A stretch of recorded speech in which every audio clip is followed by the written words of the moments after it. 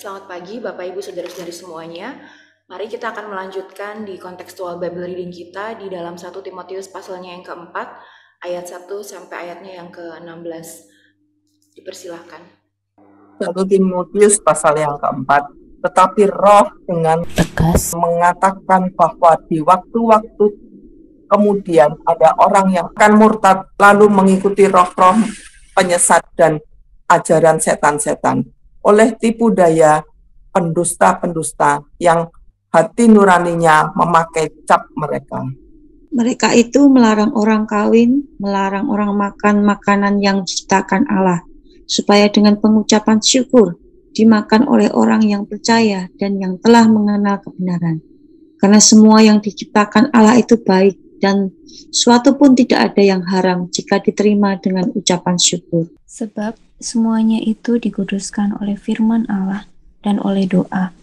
Dengan selalu mengingatkan hal-hal itu kepada saudara-saudara kita, engkau akan menjadi seorang pelayan Kristus Yesus yang baik, terdidik dalam soal-soal pokok iman kita dan dalam ajaran sehat yang telah kau ikuti selama ini.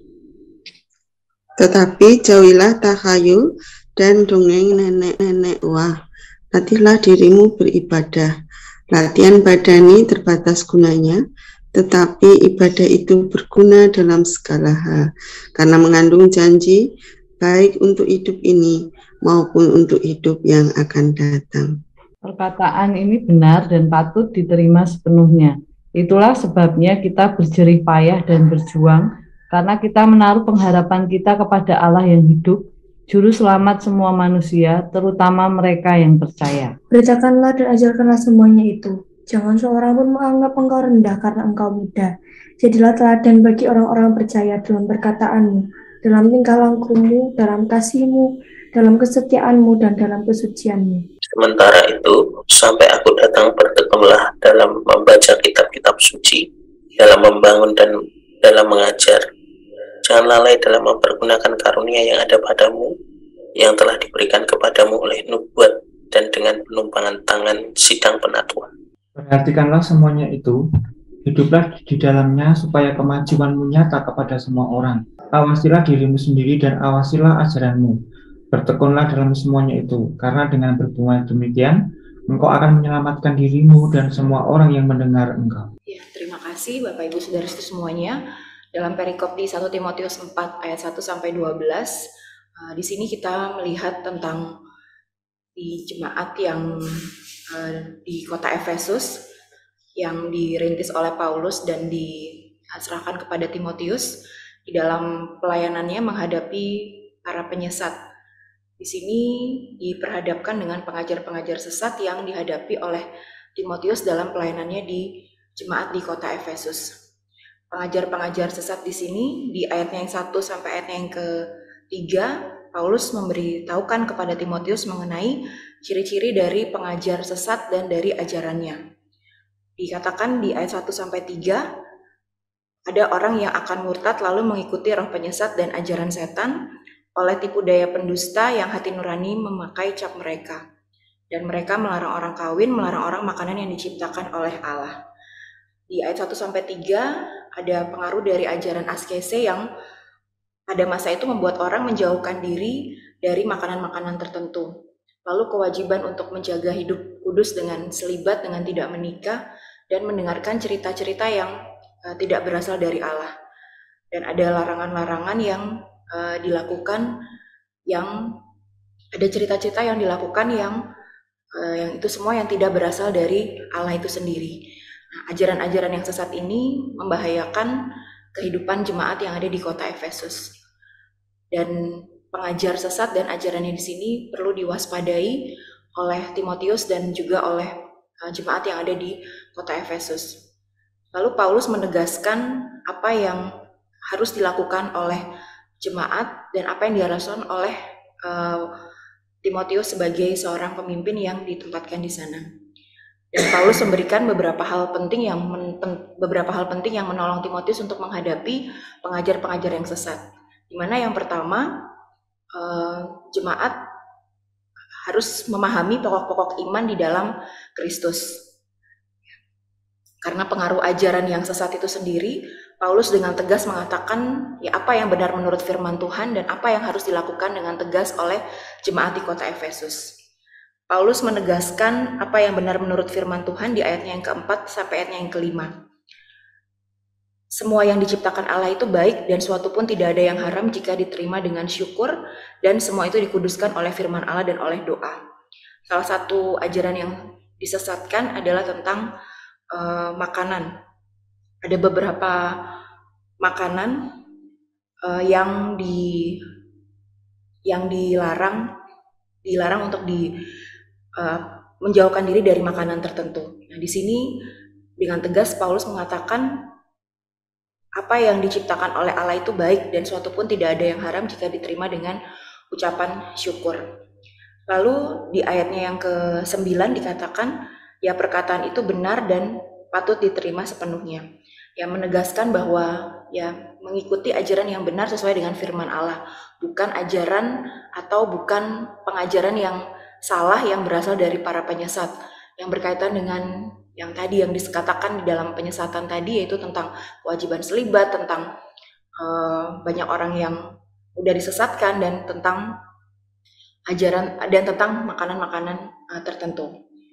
Lalu berikutnya adalah kita melihat yang dikatakan dengan tegas adalah selain memagari dirinya dengan ajaran yang benar, terdidik dalam pokok iman yang benar, yaitu di ayatnya yang ke-6, yaitu dengan menjadi seorang pelayan Kristus yang terdidik dalam soal pokok iman dalam ajaran yang sehat yang telah diikuti selama ini.